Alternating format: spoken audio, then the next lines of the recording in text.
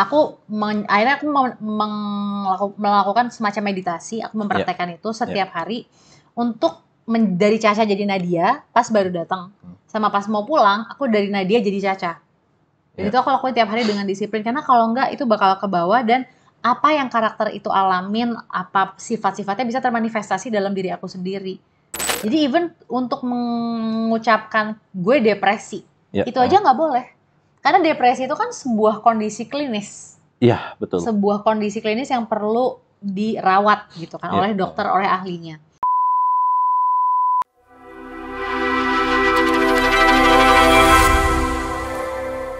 Nah, tadi aku agak tertarik dengan bahasa kamu sempat ngomong sekelibat bahwa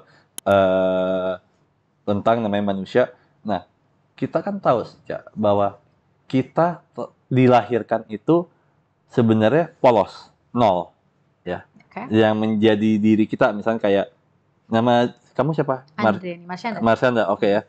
Tahu deh Marsyanda dari mana? Mamaku, mama papa. Ngerti kan? Karakter kamu gini, kita itu lahir, aku bilang bahwa kalau kamu pernah dengar namanya biological birth, psychological birth, sama spiritual birth itu beda-beda semua. Ya beda-beda semua. Aku ya. Tapi bahwa yang paling membahayakan adalah diri kita ini kan tidak utuh jadinya. Karena kita semua sudah dibentuk atau udah diprogram. You know, dari maksudnya? Nama, iya, nama, karakter, cara orang men-treat kita. Iya, gitu. Dan itu menjadi kita juga diajarkan bahwa baik dan benar. Ini salah dan jadi kita diajarkan untuk bagaimana kita sadar nggak sadar jadi belajar untuk gampang menilai seseorang gitu. Nah, pastinya dengan kebangkitan spiritual dirimu itu, itu kan kamu mesti melepaskan part of itunya, right? Part of yang kayak dokter, bukan dokter apa? Yang program itu kan kamu mesti belajar untuk melepaskan. Nah, itu gimana, Cak? Sulit nggak sih untuk melepaskan programming yang mungkin entah itu dari orang tua, entah itu dari teman, apapun itu, susah nggak sih, Cak? Menarik sih, karena programming itu pertama datangnya pasti dari orang tua, dari masyarakat, dari sekolah, dari ajaran-ajaran yang kita terima, dari TV, dari lagu-lagu yang kita dengar, lirik-liriknya. Dan juga kalau buat aku adalah dari karakter-karakter yang aku mainkan sebelum aku aware dengan programming. Kayak misalnya nih, aku kan waktu umur 12 tahun karakternya Lala Bidadari, di sinetron Bidadari jadi Lala. Nah itu kan di situ kan aku belajar sebuah programming di mana kalau lo ditindas diam aja, tandanya lo baik. To not stand up for yourself itu mulia. To be a people pleaser itu mulia. Nah itu aku harus melepaskan itu dari kulitku, kulit psikologis dan emosional dan spiritual aku gitu loh. Karena itu melekat lama di aku juga gitu. Jadi salah satu contoh ya kalau kita ambil ya itu programming yang aku harus pertama aku sadarin dulu.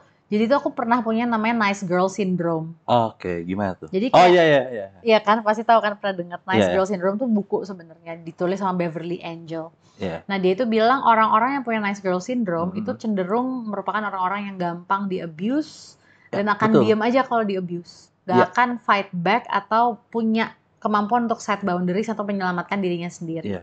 Dan itu sangat berbahaya gitu. Jadi aku mesti ngelewatin banyak sekali proses ya untuk sampai bisa sadar akan hal itu, dan sampai hari ini pun masih belajar untuk gimana bisa stand up for myself, karena kan keluarnya sampai ke hal-hal sepele gitu loh. Betul. Ketika ada orang yang nyeletuk nggak sopan, disrespectful gitu, gimana aku bisa kayak langsung tek momen itu juga. Kadangnya kan seringnya delay. Orang ngomong kurang ajar, aku cuma diem doang. Baru seminggu kemudian, gila gue harusnya ngomong gini tuh waktu itu gitu kan, tapi baru kepikirannya kapan gitu. Misalnya itu. Wow. Nah, kalau tadi ngomong seperti itunya, kamu boleh ceritain ya, maksudnya boleh ceritain dikit nggak sih tentang eksplorasi dirimu dalam berspiritual itu sendiri gimana? Oh banyak banget sih, pertanyaannya harus lebih detail. Karena kalau misalnya itu gede banget, broad banget, luas. Pengalaman pengalaman spiritual apa yang benar-benar yang akhirnya berkesan buat dirimu? Ya mungkin maaf ya aku potong dikit, maaf banget. Yang akhirnya membuat jadi new enlightenment, insight lebih dalam, lebih luar biasa itu apa? Ketika aku menemukan diri aku itu setelah misalnya ngalamin abuse ya oleh A, B, dan C misalnya. Terus udah gitu aku ngelihat kayak, kok bisa ya gue masih sayang sama orang ini? Padahal dia udah jelas-jelas meng-abuse, menyalahgunakan kebaikan gue ke dia dengan extremely wrong gitu. Tapi aku masih juga sayang sama dia. Even kalau aku mendoakan dia hari ini pun aku masih nggak apa-apa. Kok aku nggak marah? Kok aku tetap punya compassion gitu. Kok aku malah memahami dia. Aku paham bahwa dia meng-abuse aku tuh karena dia punya background suffering seperti ini gitu. Jadi aku malah pengertian dan aku malah iba sama dia menjadi orang yang buruk, punya kemampuan untuk meng-abuse orang lain seperti itu. Nah, itu loh momen dimana aku ngerasa lo lemah banget. Ini lemah atau kekuatan gitu loh. To be compassionate itu tuh sebuah kelemahan atau sebenarnya kekuatan yang luar biasa. Jadi kayak nyaru gitu ya. Dan akhirnya aku mengambil keputusan bahwa no, it's a strength. It's a strength gitu. Aku memutuskan kalau misalnya aku kayak aku denger lagi gitu kayak higher self aku bilang ke aku ketika aku merasa gila ya Cak, lo udah di abuse masih juga baik, lo bego banget sih gitu, lo lemah banget gitu, lo masih aja nggak. Tapi bukan berarti aku mau nerima abuse itu lagi. Nah itu bedanya. Beda. Bedanya itu ketika kita ketika kita masih mau memaafkan tapi kita udah bisa set batasannya dan bilang ke orang itu, atau kita lepas kontak dari orang itu, tidak berhubungan lagi dan menjaga diri kita. Nah itulah bedanya dimana kita compassionate yang mengorbankan diri sendiri terus menerus sama compassionate yang memang bisa masih menghormati diri sendiri. Iya. Wow.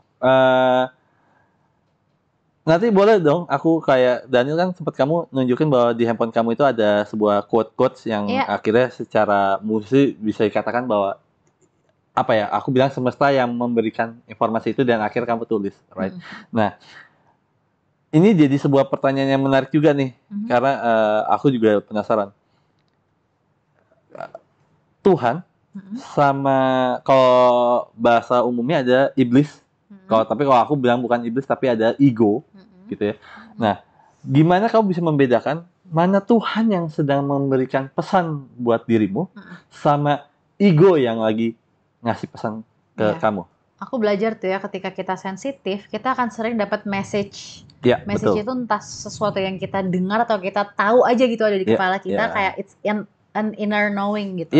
Nah, cuman kita harus punya kemampuan juga untuk membedakan mana yang ini datangnya dari sang pencipta atau guidance yang benar, sama ini guidance dari fear, rasa takut. Dan rasa takut itu mungkin bisa rootnya trauma atau ya kalau mau disebut iblis ya silahkan gitu ya.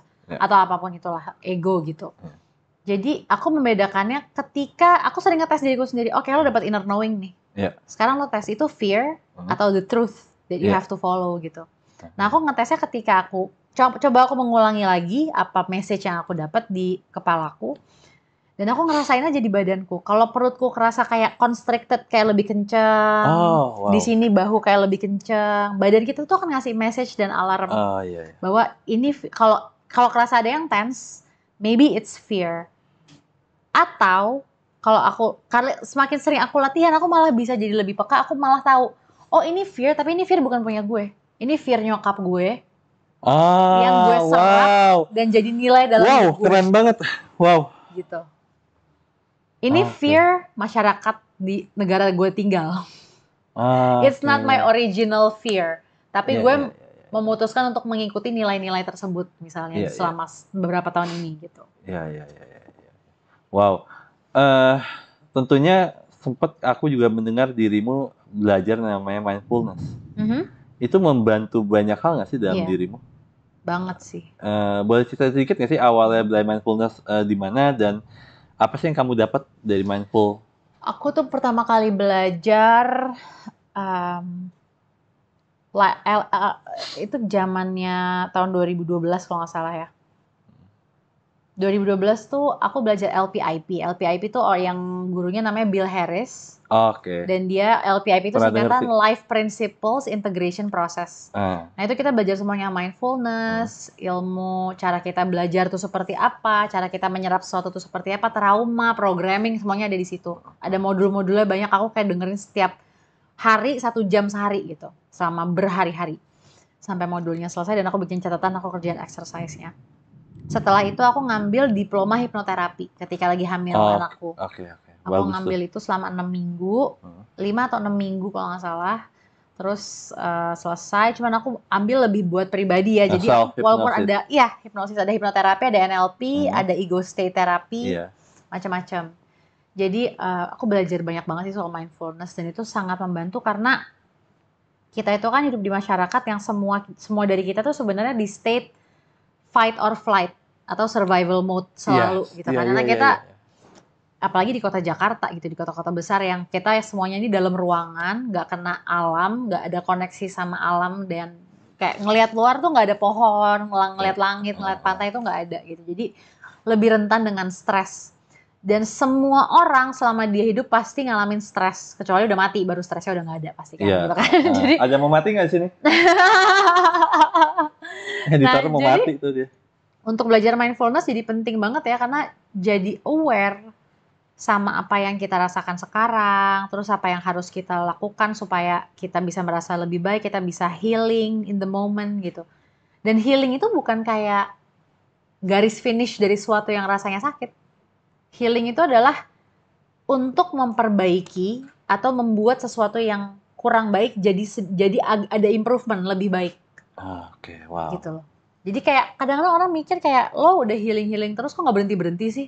Ya karena hidup akan ada masalah terus gitu loh. Dan kalau kita nggak aware dengan cara gimana kita coping, apakah ada yang nggak sehat, kita nggak introspeksi, ya kita nggak grow gitu. Nah, kamu juga sempat ngomongin tadi itu sempat ngomongin tentang karma atau semacamnya gitu-gitu ya. Nah, walaupun secara label mungkin di agama Islam gitu ya, itu kan tidak secara esensi pada umumnya tidak ini reinkarnasi. Nah, tapi menurut kamu gimana tentang kamu percaya nggak sih bahwa kita hidup itu sebenarnya dalam tanda petik kita itu hanyalah membayar karma dan menjadi orang yang lebih baik? Setuju nggak sih? Exactly, percaya banget, percaya banget. Dan aku merasa esensi yang diajarkan di semua agama juga sama, pengen membuat umatnya itu jadi orang yang lebih baik sebenarnya kan gitu ya. Iya betul. Semuanya betul, gitu kan. Betul.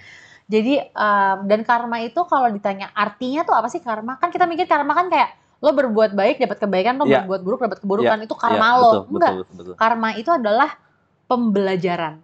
Oke, iya. Proses belajar. Iya. Jadi ada yang bilang, kalau lo nggak mau kena karma, ketika karma itu lagi terjadi sama lo, misalnya itu hal yang buruk gitu ya.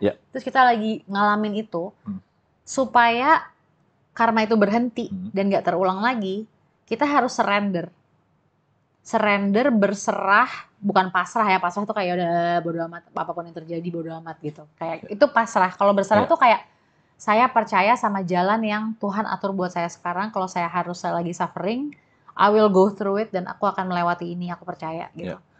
Nah, itulah ngelewatin sebuah karma supaya karena kalau kita denial, kita ngelawan balik karma itu atau kita marah, kita nggak mau mengambil pembelajarannya, universe tuh akan ngasih lagi cobaan-cobaan baru dengan bentuk yang berbeda kan. Diulang-ulang aja terus gitu. Wow. Aku kaget loh kamu percaya hal itu gitu dan sebenarnya aku juga percaya sih sebenarnya cuman kayak aku sosok Marshanda itu kayak aku tidak percaya ternyata ya kamu belajar banyak hal juga sih ya jadi kamu juga otomatis untuk membuka pikiran. Nah baik lagi ngomongin tentang buka pikiran gitu ya yang tadi kita kan ngomong bahwa kita itu hidup itu kan dengan kondisi doktrinasi. Nah melepaskan doktrinasi itu dari menjadi dirimu yang sekarang itu gimana sih? Kan kamu banyak belajar nih. Dan berarti kan ketika kamu banyak belajar kan berarti kamu istilah gini, gelas yang isi kan mau isi yang baru kan mesti dibuang dulu airnya. Nah itu kan anggap aja air itu ada doktrinasi atau pelajaran yang udah lama yang mungkin diberikan sama siapapun itulah ya. Nah itu gimana cara untuk mengosongkan hal itu sih, Cak? Pertama banget butuh sadar dulu bahwa isi dari gelas kita, kalau gelas itu representasi dari diri kita ya, semua isinya tuh orang lain yang ngisi. Iya, Karena seringkali kan banyak orang banget. yang nggak tahu itu semuanya isinya tuh orang lain yang buat ada di situ. Dan itu punya orang lain originally, bukan punya kita. Lalu kita punya nggak kemauan untuk tahu kalau originally gelas ini diisi sama gue, isinya akan warna apa aja ya, cairannya. Atau enggak isinya apakah cair, apakah benda padat, apakah jelly atau apa gitu loh. Dan kedua, dibutuhkan keberanian yang besar banget untuk mengosongkan si gelas itu menjadi isinya akhirnya biar original punya kita. Karena kan dengan kita mengosongkan gelas, kita menyadari bahwa kita harus nggak ngikutin tren, pertama. Kita jadi orang yang berbeda dari kebanyakan orang di luar sana, yang bisa jadi kebanyakan adalah teman-teman kita. Kita punya mindset, cara pikir, cara hidup yang berbeda dengan kebanyakan orang, dan kita bisa aja dihujat, dijudge, disalahkan, dianggap loss, dianggap apapun itu yang nggak baik. Jadi harus punya keberanian yang sangat besar sekali untuk mengosongkan diri dari doktrinasi yang udah tertanam dalam-dalam ke diri kita. Wow. Pertama itu sih ya. Wow, keren banget. So, boleh ini dulu nggak sih spill tentang apa yang kamu tulis? Boleh. Apa sih? Ambil di HP ya? Boleh. Monggo. Maaf.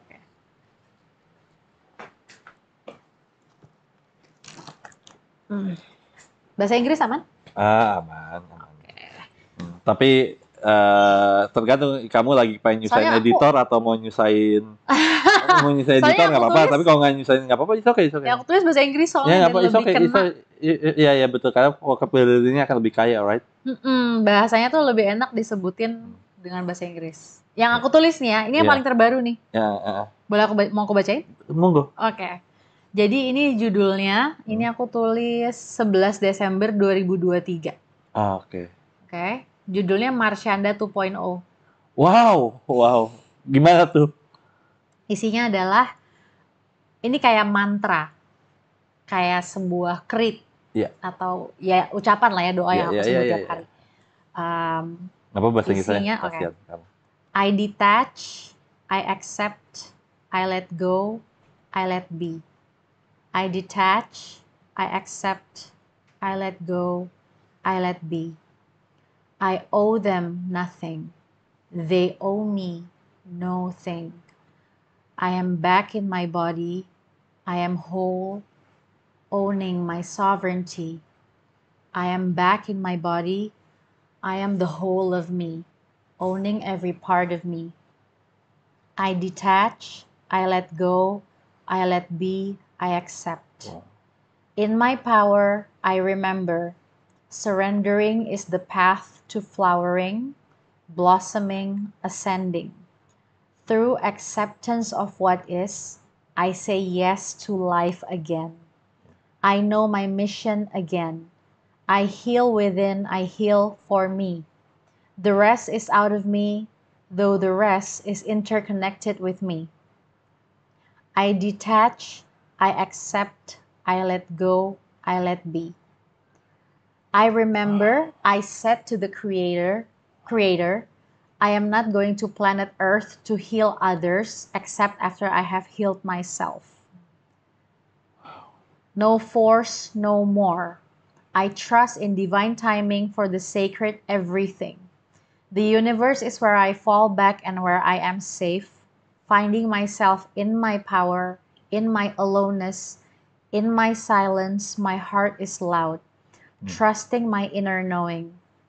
This is the new me. In the midst of the unknown, I co-elevate with everything around me. To ascend is my purpose, is my birthright, is my way. Wow. Aneh ya, jadi ngeri banget ya, maksudnya bener-bener keren banget. Keren nggak, Dan? Nice banget, sumpah. So, aku kaget gitu, maksudnya kalau kamu bilang kamu ilahi ataupun semesta yang memberikan pesan, kalau di Islamnya ada namanya Iqra, right? Jadi beberapa kita membaca itu kan bukan membaca tulisan, tetapi membaca pesan-pesan dari si Tuhan ini memberikan kita sesuatu gitu. So, wow, Tapi ini jadi penasaran juga ya, karena itu kan 2023 ya gitu ya. Nah, itu memang kamu memang ya susah sih ya namanya kalau pesan-pesan ilahiyah seperti ini kan nggak bisa everyday kita dapat. Dan sumpah gue di speechless ngomong apa ya, keren banget sumpah. Wow. Oh, segala sesuatu akan indah pada waktunya. Jadi ketika kayak ada yang meninggal, orang dekat kita misalnya, kita langsung kayak, oh enggak, segala sesuatu tuh ada alasannya kok, Tuhan ngasih kita ini. Terus kita langsung kayak baik-baik aja. Padahal kita dalam hati, sesungguhnya jiwa kita tuh merongrong, pengen minta didengerin bahwa gue ini lagi nangis, gue ini lagi berantakan, give me time to be a mess. Dan to be a mess itu manusiawi. Nah, orang-orang yang terlalu dalam dengan spirituality atau apapun itu, dia kadang-kadang nggak mau menerima bahwa ada bagian yang negatif yang manusiawi, yang bagian dari hidup. Nah, jadi salah satu dark side of spiritual teaching adalah melengkap tahap saat kita lagi kena bencana atau masalah besar dengan cara spiritual bypassing itu. Itu terjadi bukan tahun ini sih, ada satu hal yang bisa aku bilang rock bottom ya buat aku. Itu boleh terjadi tahun lalu. Sharing. Boleh, tapi aku nggak akan cerita detail ya, cuman intinya adalah aku ditinggal pergi oleh seseorang yang sangat dekat hubungannya dengan aku. Itu awal tahun lalu, Januari, karena dia meninggal serangan jantung. Tapi ini nggak ketahuan sama publik dan memang aku nggak buka gitu ke publik. Dipaksa belajar harus berdamai dan surrender dengan keadaan.